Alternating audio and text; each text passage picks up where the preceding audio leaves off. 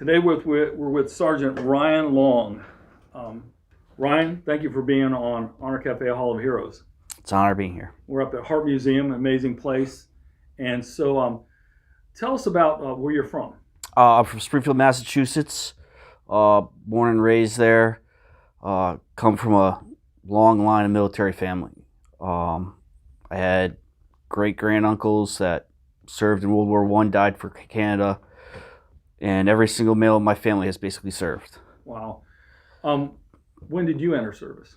I entered service in 2008 into the Massachusetts National Guard as a 11 Bravo infantry. So you were in 11 Bravo in the National Guard. At that time, did you think you were going to deploy? Well, the funny thing about the National Guard is you kind of know when you're going to deploy. The word gets passed down. So actually, I found out when I was in basic training that my unit was up for deployment. Wow. I mean, when you think about deployment, you usually think about being on active duty and not in the National Guard. Yeah. So when did you deploy? I deployed 2010. 2010. To my unit, my platoon went to Uruzgan province, Afghanistan. So where is that in relation to? So Uruzgan is it's right above Helmand and Kandahar. So the Helmand province, that was pretty brutal at that time. Yes. 2010. Yeah.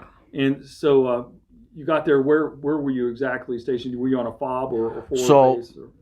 I fell under a provisional reconstruction team. My whole battalion deployed, and each platoon got sent to a different province. And when I got to Uruzgan province, my platoon was split up into 3 different locations. I was at the Dairud FOB Hadrian location. One unit was at Chora, and one section was at Tarankout base. So I was at Dairud. It used to be a Dutch base, so it was really weird looking. It's like giant IKEA. Yeah. But I served with the Australians in an active duty Army unit. So what was your patrol area? So as in my patrol area, basically it was about a 50-mile radius of Dairud. Sometimes we would dip into Helmand province, sometimes we would dip into Kandahar province, depending on the mission. But a lot of times we would drive out about 30, 40 miles out and then dismount and do a foot patrol through the villages, talking to warlords and stuff. So you were in up armored vehicles then? Yes. What vehicles did you have there? It was really weird because my unit was actually joint Navy and Army.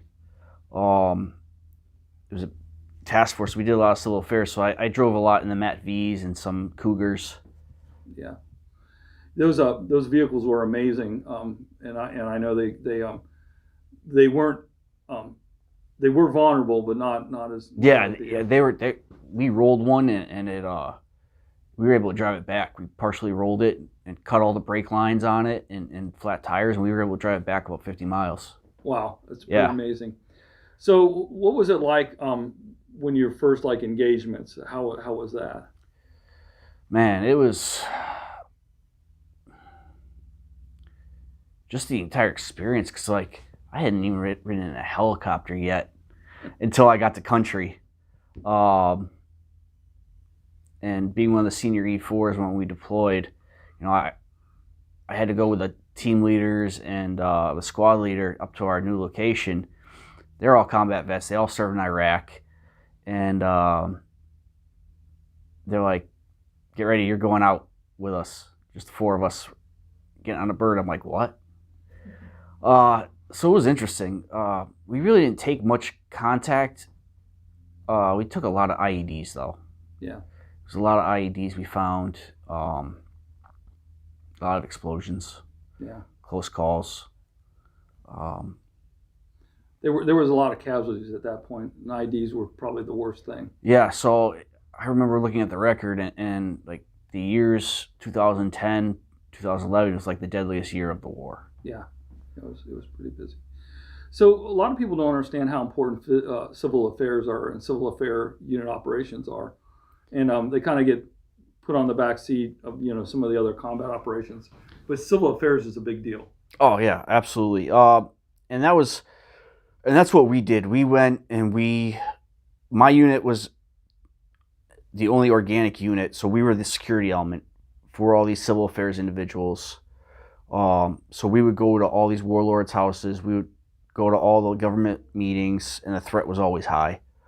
But we were able to accomplish a lot. We were able to get kids into schools, widen roads, make things better, do all these projects that made the country better, more stable, gave them something to do. Unfortunately, at the time, it was all they knew how to do was grow opium, and that was the best paying they had. And so we got them trying to do some more things other than that. Yeah, I remember when they started building the schools, we were trying to get school supplies actually to you guys. Yeah. My wife, who's behind us now in this interview, she was instrumental in getting clothes and school supplies, because that was a big deal. And I was told, because I wasn't there, while the schools were being built, but I was told it gave them something to fight for. Yeah, absolutely. We distributed a lot of school supplies, and a lot of clothes to the nomadic tribes too. Yeah. The Kuchi tribe, they just Bedouins that roam around, aren't loyal to anybody. Yeah. They just roam around on camels and just sleep out in the desert. And when it got cold in the wintertime, they came out to us and we gave them a bunch of clothes and everything like that. When you were over there, what do you think the biggest impact was that you hope there is a lasting impact over there?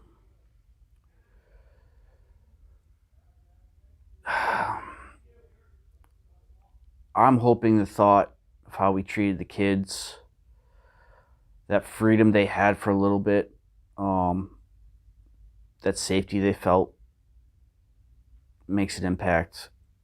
Because unfortunately, what I felt was the Taliban were gone for years. We've just been fighting people that are pissed off at that their parents got killed. Yeah. And I'm hoping that the impact we made, the little stuff we did, the fact that we made their life a little better, kind of has them strive for something better. Yeah. What were some of your best days over there? Oh, the best days. We would go out to all these remote fobs and everything like that, and we would just be with different countries' militaries and just joking around with them and experiencing stuff. Got their back, and some of that stuff made me the proudest. The responsibility I had over there. When you were with the you said you were with the Aussies? Yes, sir. Yeah. So how were they? They're awesome. Are they? Yeah, we were playing rugby on our time off. We celebrated their Veterans Day, the Anzac Day, with them. How well trained are they? Very well trained. Very well trained. They operate. We learned a lot from them. They operate like how the Army used to operate in the World War II, with the engineers and everything. They take everybody with them. So we would have engineers on patrol with us, having to blow stuff in place. So you didn't have any sappers with you? No. No, really? Because my mission, how it was security force. We weren't an active combat unit, not an active combat. We weren't a unit that was looking for a fight. We were protecting civil affairs guys, high-ranking civilians, and officers as they went to these shuras and all these meetings.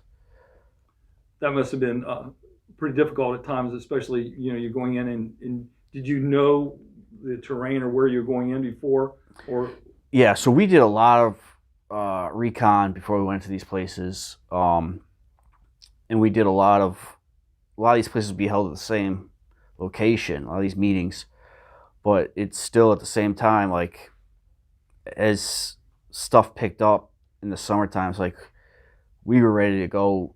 Guys were getting to firefights, the off-season stuff, and we were the closest unit, and we were told to stand down instead of going to help them, unfortunately. Yeah, and that's difficult because you got to stay on mission, and you want to go and support those things, but you still got to keep the security. And you mentioned IEDs. Did you have EOD with you at all? EOD would come out on the regular. Everything was dirt there. There was no paved roads, really. Everything was dirt. Sometimes we would wait there for 4 hours. Sometimes they wouldn't come, and we had a special forces base right next to ours, and they would just come out on quads and blow it in place for us. Yeah. So, when did you come home? I came home in 2011, July 20th, I think. So when you're over there, you're hyper vigilant. You're always pulling security. You're doing these missions, and then you're hyper vigilant because you don't know that the people around you are, your friends, whether you're on base or not. So when you came home, how'd you make the transition? That transition still hasn't fully changed yet. Unfortunately, I've gotten better.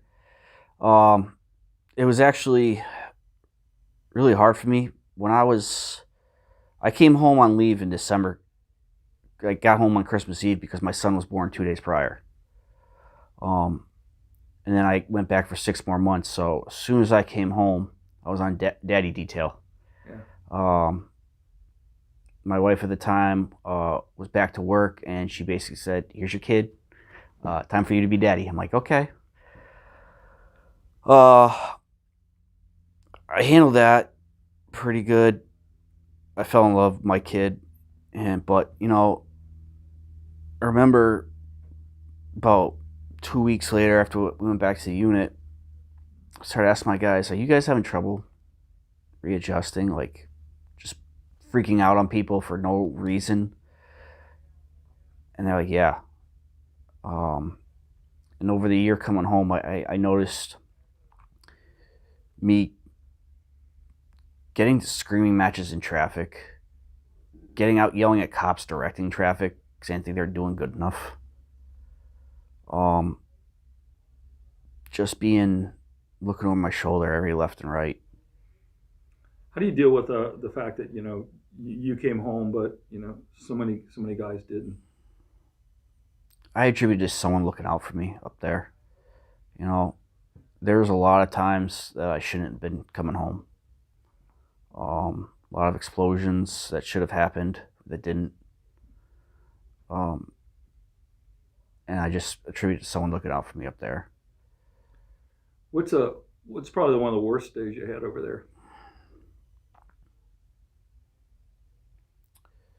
So we had just got back from mission, and we're prepping for tomorrow's mission outside. We're doing our little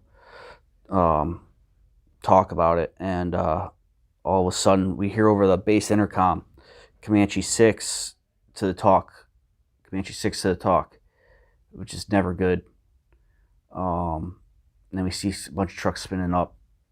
So I go and get the radio and put it on the network, and we're hearing from the active duty unit, 470th Armored Regiment. We're hearing guys from 4th Platoon, which worked a lot in our AO. I did a lot with them. And it wasn't their platoon sergeant on the radio. And we noticed that right away. They were doing a river crossing in the Helmand River, and the truck rolled over in the river, and there were 5 guys in there. Only 1 came out. That truck was in the water for 2 or 3 days before they could get it out. The platoon sergeant was in there, and 2 other sergeants and a specialist. The medic was the only one that got out. They all drowned in that rollover. And the water was high. It was during flood season, and it was going fast. So it took them all night to get the bodies out. Yeah, and you guys were driving in those, and Yeah, we were driving in those. That was that platoon sergeant I was just talking to the other day, 'cause we work in the same area. Yeah. And he was a funny guy. You know, the when you get towards the side of the roads too, they're soft, not like, you know, the roads over here. So, Yeah. you know, that's when those things can roll. And, I know at some point they redesign, so they put a hatch on. I believe there was a redesign so that you could get out, because that wasn't the first time that had happened. Yeah, the ones I had, we were blowing them up. Matt-V's were pretty new. Yeah. When we were going over there. Yeah. We were kind of makeshifting everything. Yeah. So what are you doing now? now, so after a couple stints of trying to get my head straight again, I attended Camp Hope in Houston for PTSD. I'm trying to work my way with helping vets as much as possible in that aspect with PTSD, addiction. Volunteer my time a lot. So you're here. Are you here in Huntsville, or? Yeah, I'm here in Huntsville at Veterans and Patriots United. It's a great sober program. It's a great transition program, actually. It brings a lot of fulfillment to my life. So if there's any veterans out there watching right now that you know, are going through the same things that you know you've gone through, and being there in country, and always being under fire, and you know, and the stress of that, and trying to you know, come back and readjust, and they're struggling, what would you say to them? Don't give up and reach out. I held a lot of stuff in, and that was my downfall. Reach out, check on your buddies. Since coming to Texas, I've lost over 20 guys just from people I know in Texas. Reach out. Well, we appreciate you coming on today, and I just I'm excited that you're here, you know, in Huntsville, and part of everything that's going on here, and you know, these interviews matter because you know, people need to hear you know, that there's hope, because you know, although you know Afghanistan is over for now, you know, there's still a lot to deal with at home. Yeah, absolutely. We never left Afghanistan. Some of us are still there in our minds. Yeah. So one of the subjects that a lot of people want to hear about or talk about is the interpreters, because they were saving lives over there, doing amazing things. They were fighting for their country, and when it fell, you know, there was a concern that, you know, these people were getting left behind, and their fate was sealed. And so I know a group from Mighty Oaks, Chad Robichaux and Hunter, and they took a crew over there, and it was the Pineapple Express, and they got a lot of these guys out. And when you're over there, you get really close to them, your interpreters. So tell us about your interpreters. So my interpreters, Opa and Yusefi. Opa is like the great uncle of all of Afghanistan. He knew everybody. Yusefi was just a young kid, I think younger than most of us in the squad. And when Afghanistan fell, my first thoughts went to them. I'm like, where are they? And those guys were awesome. We trusted them with our lives. Today, Yusefi is, with the help of one of my master chiefs that was in my unit, he got asylum in the United States. He's living in Dallas, Fort Worth area. With Opa, he had been doing this for like 5 or 6 years before we even got to country. He was working with the Dutch, because I worked on a Dutch base originally, and he transferred him and his entire family out to the Netherlands, and they're doing amazing. Didn't one of them get injured? Yeah, Opa got blown up by an IED in the marketplace that we patrolled almost every day, about 4 or 5 years before we got there. And he walked with a limp and everything, and didn't stop him. He still worked in our area. Do you think, when you think back, you know, at times when you know, they probably really did save your lives? I mean, the intel and what they gave you. Oh yeah, they could sniff guys out. They looked out for us. When they said a guy didn't look right, we listened to him. We listened to him and saved my butt a couple times. Yeah, it's just so good to hear the stories that they're out. And have you gotten to talk to them or contact with them? Yeah, I just talked to them 2 months ago, both of them, and they're doing great in their life. It's funny, we share pictures with each other of the times we were employed and everything. You know, that's a good story, because people need to hear that all the thousands of people that we did get out, and these were people that were going over there, and they weren't being paid, they weren't on the government payroll, they were just warriors, that knew that this needed to be done and we couldn't leave them behind, and they went over there with their own money and putting their lives on the line again to get these guys out. And yeah, like every time. So usually the interpreters work in a different area from where they live. And both my interpreters were from the northern part of Afghanistan. I was down in the south. So every time they went on leave to go see their families, I worried for their safety. I always worried, like, are they going to be found out what they're doing? And I was glad to see them every time they came back. Yeah, that's a great story. Thank you. Thank you. Well, Chris Sadler, that owns the Honor Cafe, he made me do one thing. He said, you got to do one thing, Rob, and that's when you do an interview and it's one person, getting a shot to show them that nobody's left behind, and that's the biggest thing is, when you come back, you got to have somebody in the corner, you got to have a buddy. Absolutely. And so we're here for you, and now you're here for so many other veterans, and this is just an amazing place to come, Huntsville, because there's so much here and so much in this area. There's so much veteran support. So you are not alone, and I just want to thank you. I want to thank you for everything you do, for everything you're still doing, and for just being a part of this ministry and being on Honor Cafe Hall of Heroes. Thank you very much. Thank you.